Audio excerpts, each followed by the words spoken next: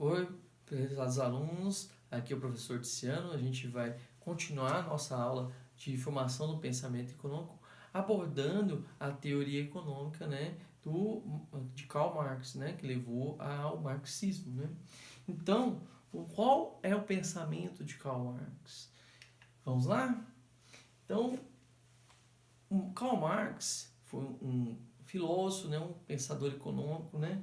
Ele estudou filosofia, ele estudou economia e política, e ele influenciou todo o pensamento econômico posterior. Então, a gente pode falar que a economia e o pensamento da filosofia e da sociologia é, pode ser dividida antes e após Karl Marx, tá? Então, Karl Marx viveu de 1818 a 1883, tá?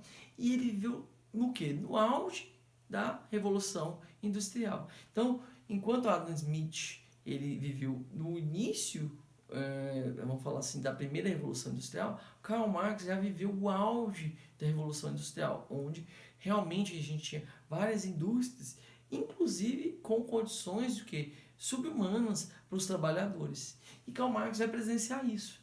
Então, ele é considerado um dos pais da sociologia moderna, né? Então, depois vocês pesquisem, são três considerados quais três pesquisadores considerados os pais da sociologia moderna.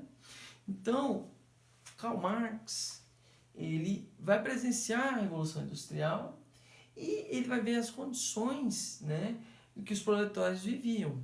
Então, os trabalhadores em condições miseráveis, entre os trabalhadores das minas de carvão, né, da indústria siderúrgica, indústria têxtil, e ele vai ver que os trabalhadores, de certa forma, eles eram explorados. Então, com cargas de trabalho de 14, 18 horas ou mais de trabalho. Muitas vezes, em vez de ser empregado trabalhadores adultos, na indústria, na Europa, se empregava o quê? Mão de obra infantil, né? A mão de obra de crianças. Por quê?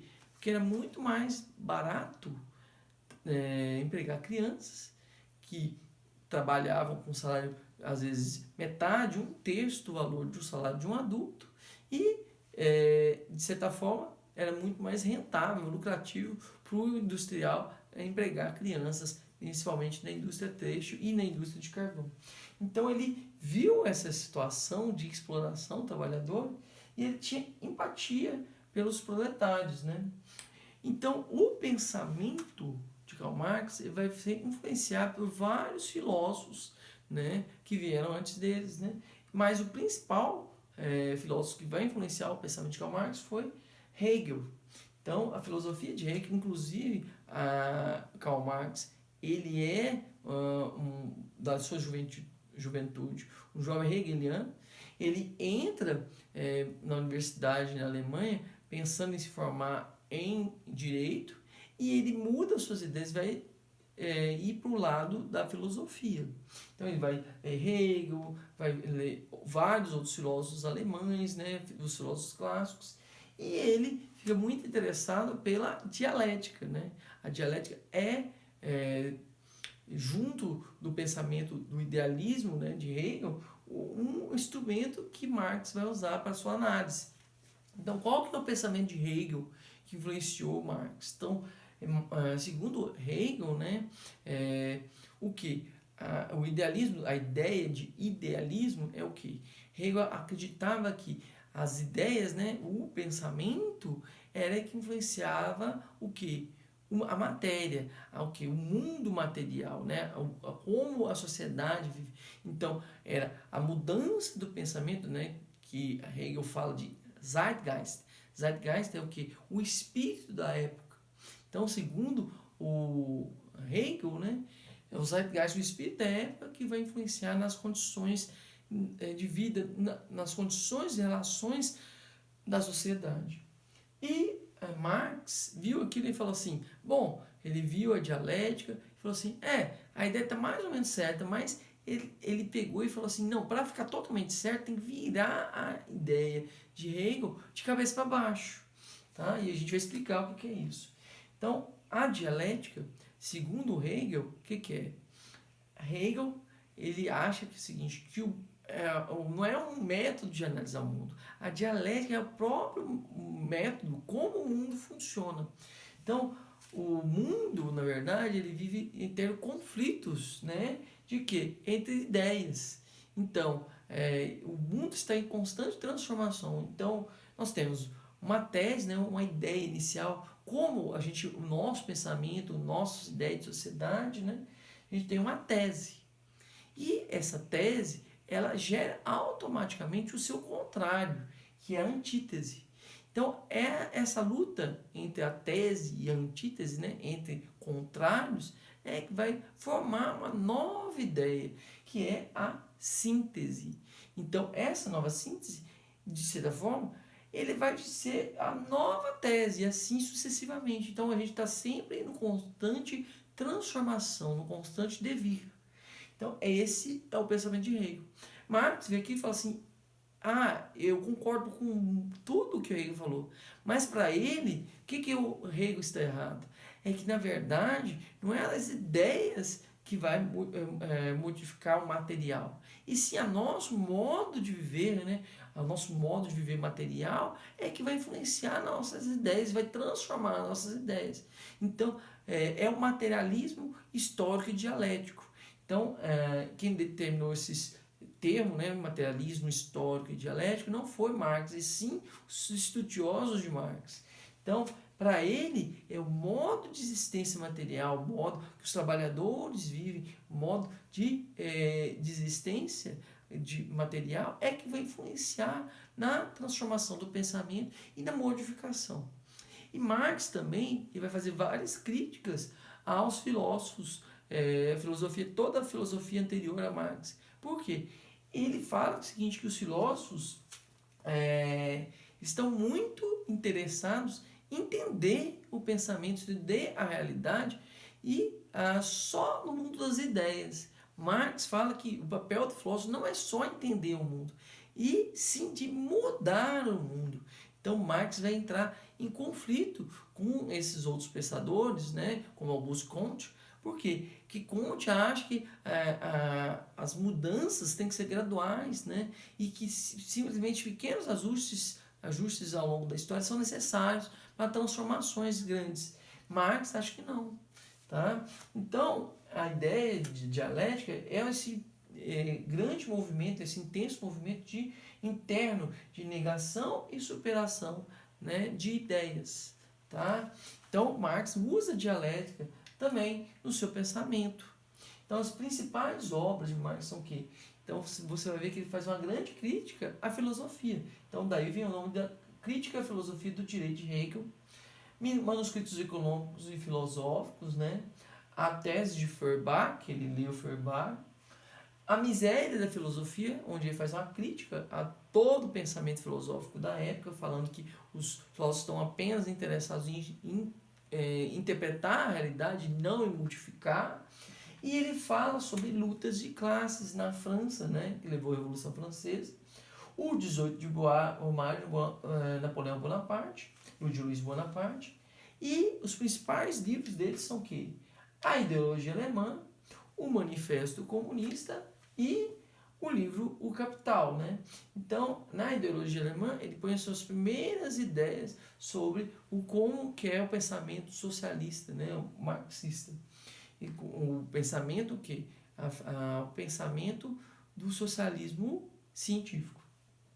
E ele faz o manifesto para que os trabalhadores se unam e tentem mudar a realidade. É o manifesto do Partido Comunista, onde as ideias de comunismo, né, já existiam na Europa do socialismo, né, e Marx critica todos esses pensamentos. Ele fala que é muito utópico. Ele prega que eles têm que pôr a mão na massa e mudar a sociedade através, inclusive, da luta de classes, a luta, inclusive, luta armada. Então, ele fala que isso é uma coisa que acontece ao longo da história. Então, Marx, ele vê a história como um processo evolutivo e, de certa forma, determinista. Esse pensamento vem da filosofia de Hegel. Tá? O Hegel tem a visão determinista da história.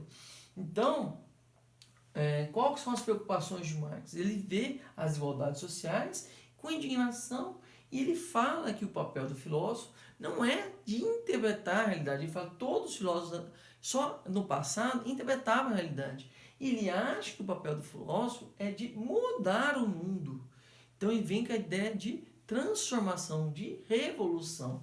Então ele vai contra a ideia de Auguste Comte, Hegel, né, de que as mudanças de pensamento são graduais, né, e ele fala que não, a gente tem as grandes mudanças de pensamento na sociedade vêm com as revoluções, com a luta, né, e ele vai ser um grande crítico dos pensamentos socialistas da época, né, então o pensamento socialista já existia na época, né, e vinha das revoluções, né, a Revolução Francesa, de movimentos operários, e ele critica o socialismo utópico e fala que temos que partir para um pensamento racional, que é o quê? O socialismo científico.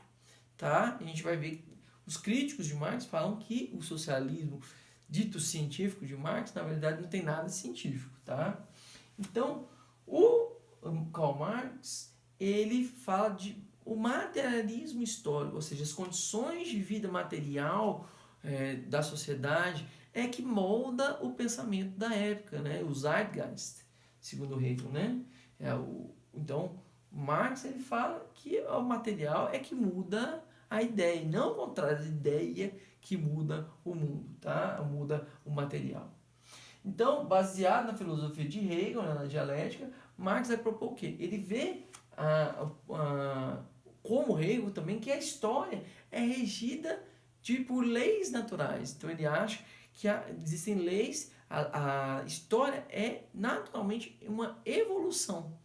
Esse é o pensamento de Marx. E ele acha que o quê? Que invariavelmente a nossa sociedade, que houve a transformação, ele vê as análises anteriores dos outros métodos de produção, né? Então, do feudalismo, do mercantilismo, e ele acha que o capitalismo inevitavelmente vai levar, por meio das lutas de classes, ao quê? Ao socialismo.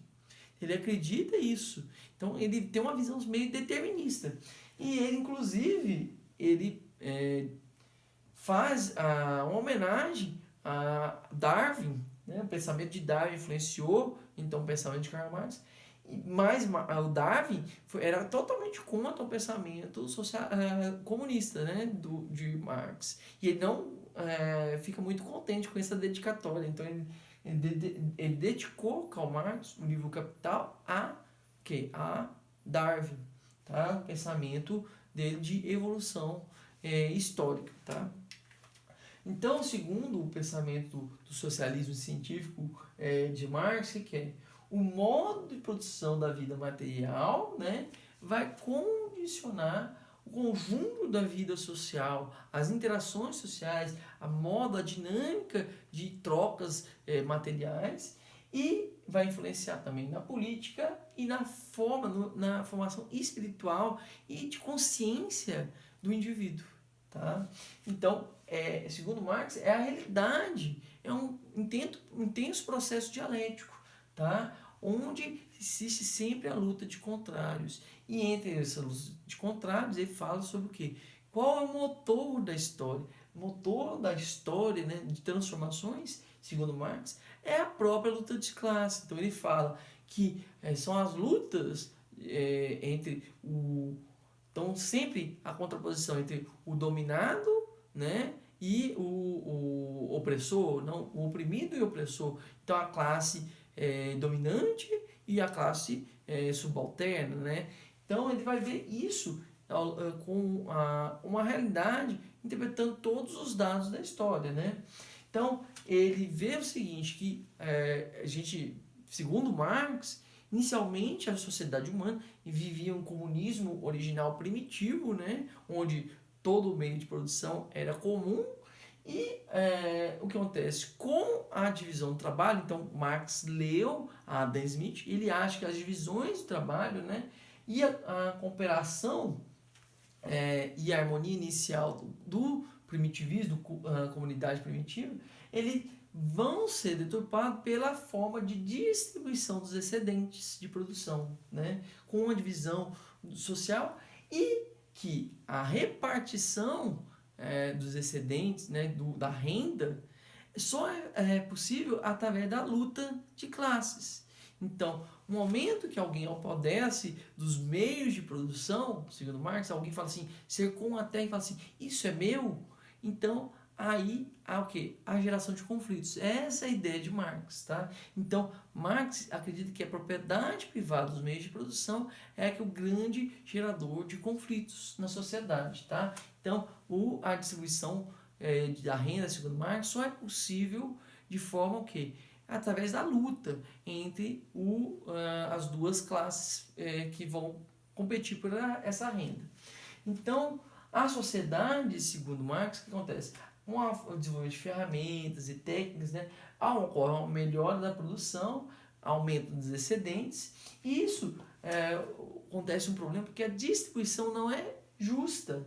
Não é justa por quê? Porque o que cercou a terra, o que dominou o meio de produção, né? O que acontece? Ele vai ter uma maior fatia daquela produção.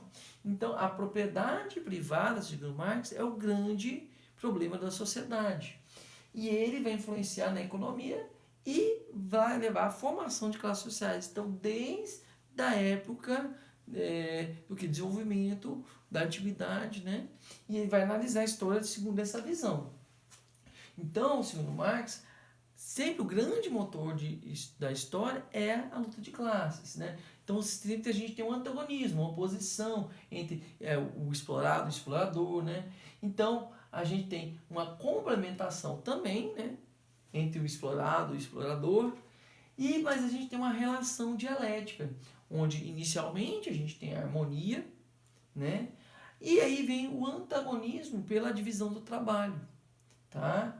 E formação de uma hierarquia social que leva a desigualdades. E as desigualdades vão levar a classes sociais, inevitavelmente, à luta de classes, que vai modificar o estrato social e a pirâmide social. Então, segundo Marx, a propriedade dos meios de produção também leva a quê? A esse conflito, né? Sobre a distribuição dos excedentes, né? Da renda. Então, o conflito, por exemplo, entre os proprietários e os não proprietários, os have com os have-nots, tá? Então, isso vai levar à luta de classes.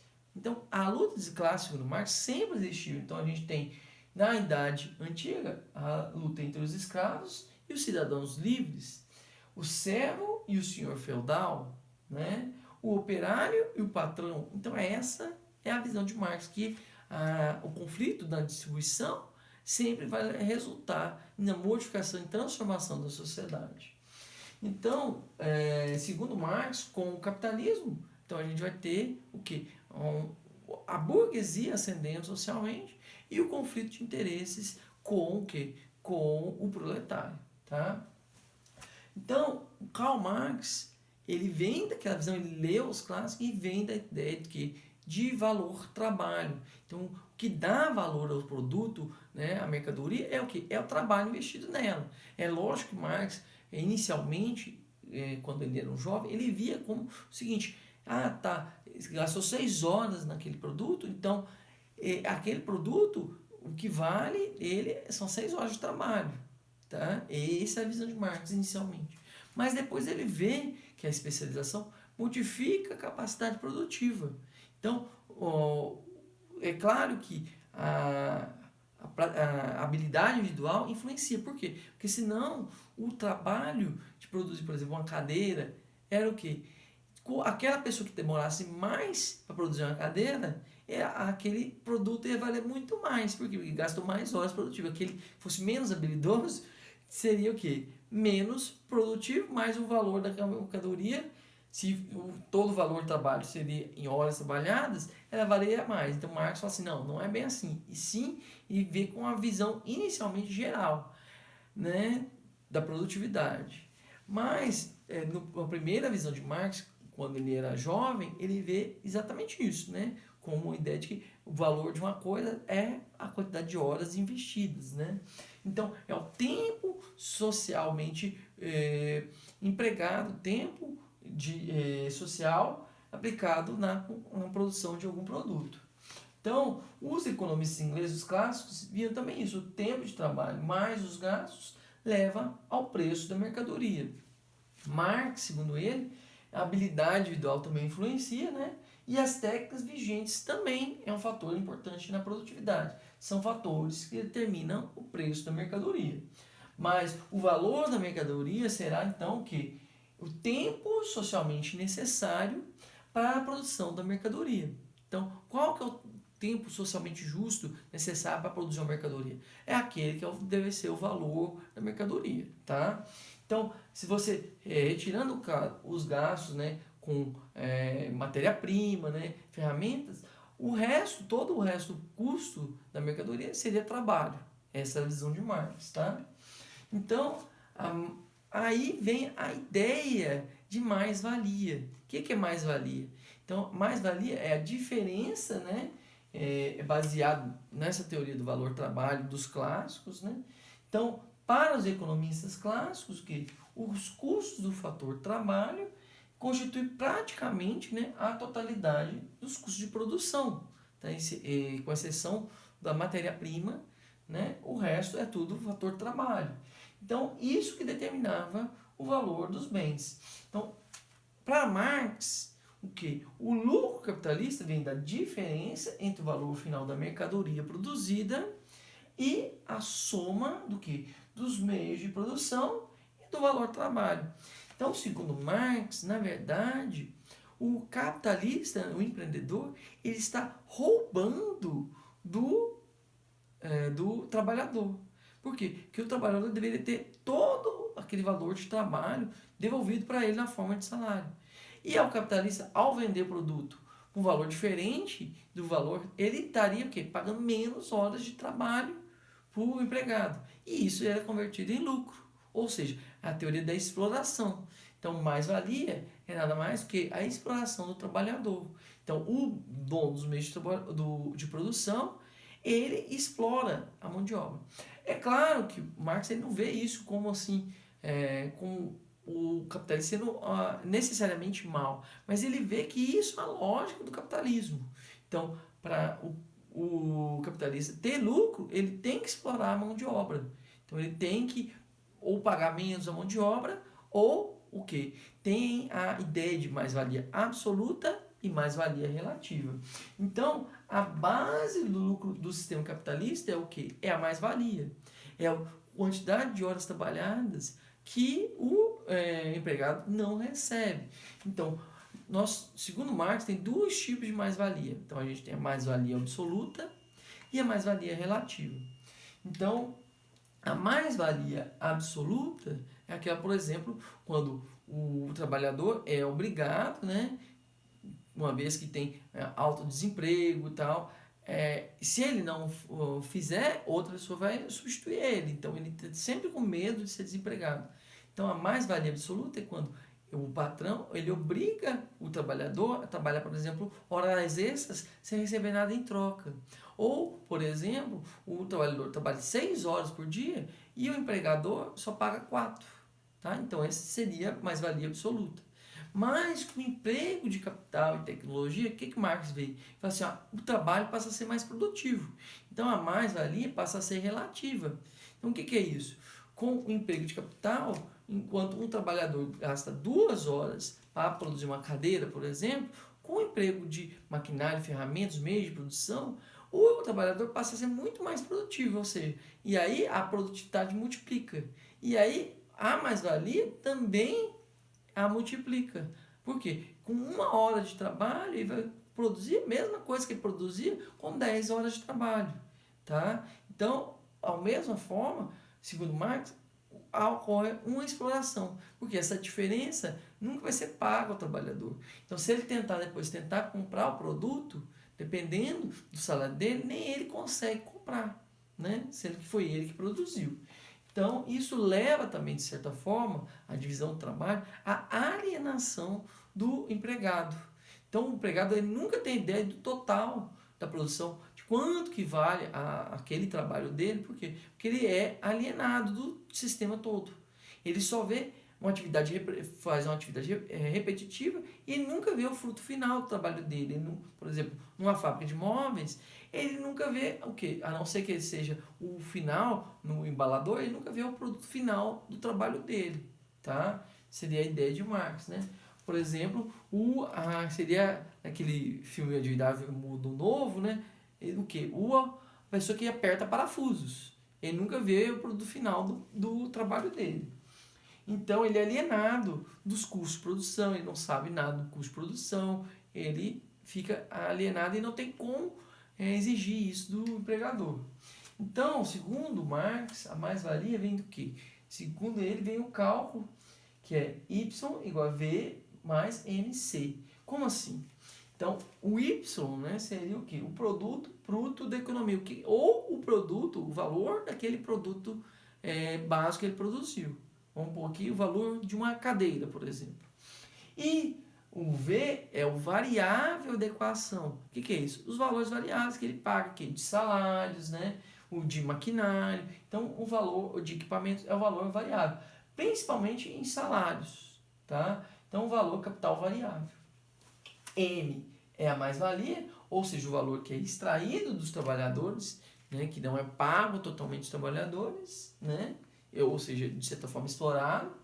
E C é o capital constante. Os valores, o que é o capital constante? O maquinário, né, de reposição, o valor custo de reposição, o custo para a reposição dos materiais, né, das matérias-primas. Então, esse é o capital constante, tá? Então, aqui, capital constante pensa mais em maquinários, tá? Então, segundo Marx, então, o conflito pela distribuição dos excedentes de produção vem sempre através de conflitos sociais. Então, a distribuição da renda é sempre através de conflitos. Então, o que geram o quê? A luta de classes. Então, entre o capitalista e o proletário está sempre a disputa pelas fatias do quê? De V e M, né? Ou seja, de valor dos salários e de mais-valia sobre o valor do produto. Tá? Então, essa é a ideia de Marx, como que é da distribuição da renda. Né? Então, sempre a luta pelas fatias V e M, dos trabalhadores tentando aumentar sua fatia de salário e os empregadores, né, os capitalistas, tentando aumentar a sua fatia do lucro, da mais-valia. Então, a distribuição de renda, segundo Adam Smith, está de uma forma harmônica. Já Marx, ele acha que os diferentes grupos, né, sociais só acontece a distribuição de renda pela luta, pela disputa por esses valores, né? E com conflitos entre as diferentes classes sociais, tá? Então, as ideias de Marx vão influenciar todo o mundo. Metade do mundo conhecido foi influenciado por quase a metade, né? Então, a gente vê aqui nesse mapa os países que, baseado nas ideias de Marx, implementaram regimes, né, ditos socialistas ou comunistas, né? Então a gente vê que todos esses países teve as ideias de Marx foram base, né, por leninismo, marxismo, né, e marxismo, leninismo ou ditaduras maoístas, né, por exemplo na China, né? E isso vai influenciar o quê? Inclusive a Guerra Fria.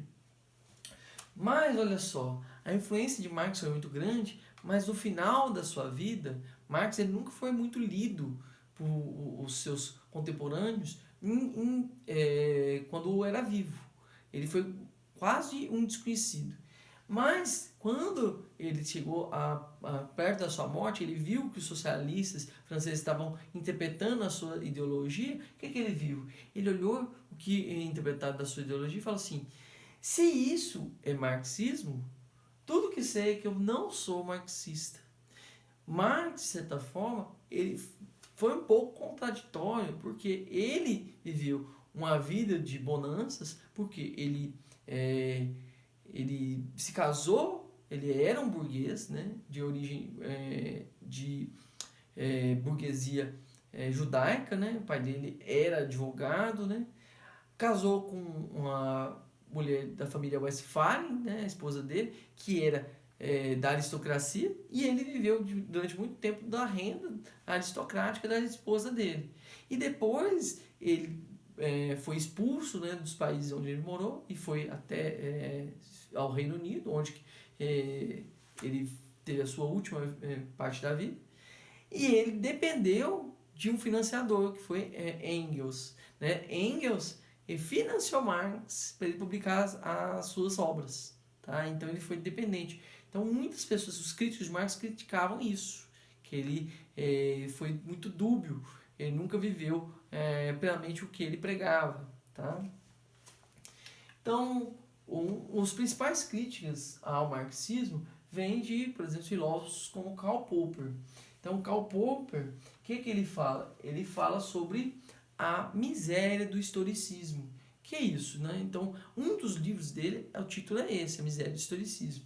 Então, o Karl Popper, ele critica a ideia de que a história tem um destino, que tem uma lei natural regindo a história. Por quê? Ele fala que a história não pode obedecer leis naturais e que a ideia de lei histórica é uma contradição em si mesma. Por quê? Porque os fatos são independentes, as pessoas não são as mesmas. Então, como são totalmente independentes, como um vai estar influenciando o outro? Né? Então, ele fala que eventos históricos são necessariamente únicos, porque as condições de vida são diferentes, os indivíduos são diferentes, então não tem como a lei histórica, a ideia de que a história se repete é uma contradição sobre si mesma, segundo Karl Popper. Né? Então a ideia de que a história se repete, né, que a gente ouve muito falar isso, vem de Marx, tá? Do pensamento marxista. Tá? Então a sociedade, em um livro, A Sociedade Aberta e Seus Inimigos, Karl Popper faz uma outra crítica ao historicismo. Ele fala o seguinte, que o historicismo leva inevitavelmente, né, necessariamente, a uma sociedade tribal e fechada. Por quê?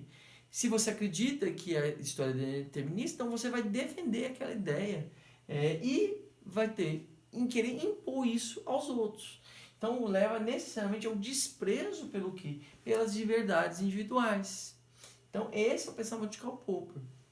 Então, Karl Popper, criticando o marxismo, ele acha o seguinte, que o marxismo é não científico.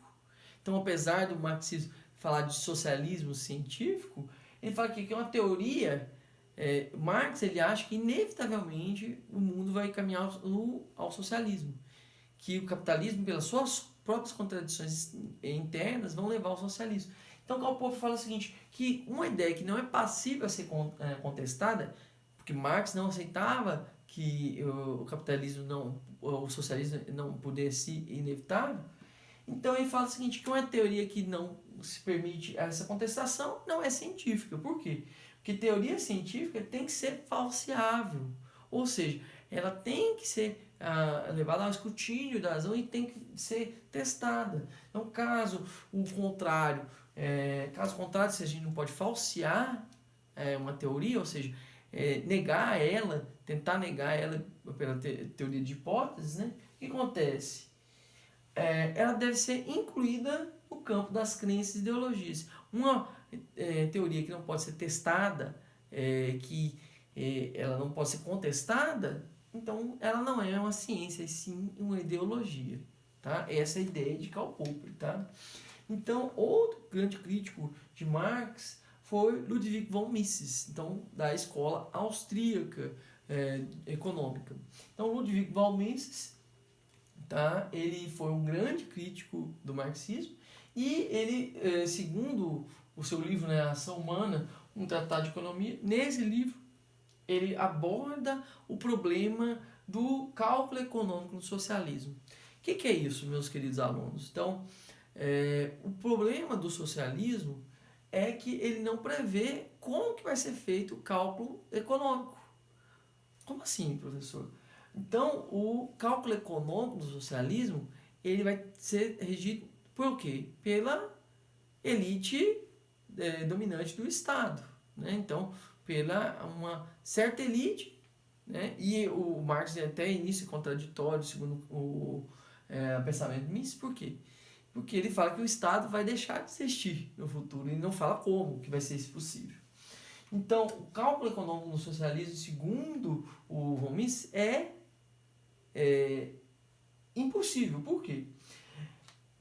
O ponto de vista do socialismo é o seguinte, se o socialismo, quem dita é o Estado, o valor das coisas, então não tem como racionalizar. Então, existe uma inexistência de um mercado real, principalmente um mercado de bens de capital. Bens de capital é aquele que a gente usa para produzir novos bens. Então, por exemplo, maquinário, né, ferramentas. Então, bens de capital é o que você usa para produzir mais dinheiro, mais capital. Tá? Então, geralmente pensa em maquinário. Então, na ausência de um sistema de mercado real, por quê? Se quem é o dono dos bens de capital não o Estado, então a socialização dos bens de capital. Então, não tem um indivíduo que é dono. Se não tem como ser um indivíduo proprietário daquele bem de capital, não tem como comercializar. Por quê? Porque não tem preço. Então, uma vez que o bem de capital não tem preço, então quem determina o preço? É o Estado. Aí assim, não é baseado em quê? Na racionalização, então na escassez ou na abundância. Então não tem como você racionalizar aquele preço. Então uma vez que não tem bem de capital, o que acontece? Então pensa o seguinte, quando a gente tem um bem de produção que é socializado, vamos pensar assim, um equipamento, uma maquinária. Então, você usa ele até a exaustão. E aí, quando você vai repor ele, fala assim, eu não estou preocupado com isso, porque quem vai repor é o Estado, eu não estou preocupado com o preço disso. E isso não entra na racionalização. Então, você não tem como prever se tem escassez ou tem abundância. Tá? Então, na ausência de um sistema de preços para bens de capital, não tem como calcular o quê? Depreciação dos bens de capital. Quanto que vai custar para repor esse bem de capital? Então, quando você compra uma maquinária, você fala assim, eu vou pagar 10 mil reais por aquele maquinário. E ele dura 10 anos. Então, você vai ter que juntar R$ 1.000 por ano, teoricamente, para comprar uma nova equipamento. Então, você tem que pôr esse custo nos seus custos de produção. Se você não tem um mercado real de bens de capital, você não sabe esse custo, não tem como racionalizar e colocar esse custo no seu custo do seu produto. Então, na ausência desse sistema de preço de bem de capital, existe uma ausência de um sistema de preço real para o mercado de todos os produtos. Então, quem vai determinar isso vai ser o Estado. Tá? Então, sem o cálculo de preço, é impossível haver qualquer racionalidade econômica. Então, aí, uma economia que é planejada, socialista, é paradoxalmente impossível de ser planejada. É um paradoxo isso, mas é a realidade. Então, como quem determina é o governo não pode não se basear em nenhum dado real de quê? De escassez ou de abundância. E isso pode levar a vários problemas. Então, isso realmente aconteceu na China.